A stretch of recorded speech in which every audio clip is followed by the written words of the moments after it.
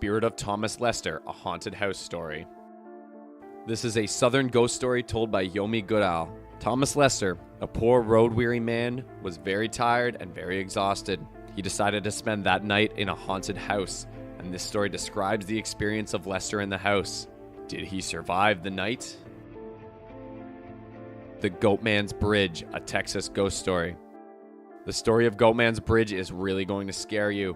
This story was written by Shawn Jex. It is the story about Oscar Washburn and his family who lived in a wood shanty with a tin roof nearby the Alton Bridge and Hickory Creek. The bridge is the most haunted place in Texas, and it is believed that the spirit of the Goatman roams the area. Abel's Light, an Alabama ghost story. Abel's Light is a ghost story of an Alabama hauler spooked by a farmer ghost searching for his missing son Henry. One bitter cold December night, Henry, who was 4 years old, disappeared. His father, who couldn't accept the missing of his child, continued his search every night carrying a kerosene lantern. He searched his son for months, grief-stricken, until he hung himself. The Gray House, a Georgia haunted house story. The young boys went in search of their football into the haunted Gray House. This is a true creepy story of an old woman. The McDowell Hole, Anatomy of a Texas ghost story. There's the spooky Texas legend of the McDowell Hole, where the ghost of a woman, Jenny Papworth, and her baby haunt. This legendary tale was studied thoroughly by historian Bob Hopkins as he brings out his findings and compares it with other hauntings. The Conjuring Woman's Daughter's Curse. Vernon Prescott and his fiancée traveled down south to see the Louisiana plantation where they encountered the ghost of a conjuring woman's daughter. Prescott's bride was killed by the spirit and no one has seen him since. Some say they have seen him sitting on conjuring woman's daughter's grave. Milledgeville, a Georgia ghost story.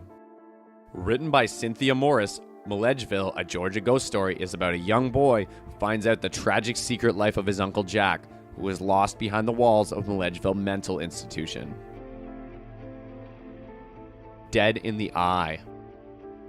Written by Jared Lassiter, the ghost story Dead in the Eye describes the life of Dan and Jeff, who live in West Texas. On an unfortunate night, their truck ran over a kid who stood in the middle of the road. The girl died and they buried her body secretly. After that, her ghost started haunting them day and night. The Red Satin Panty House, a New Orleans ghost story.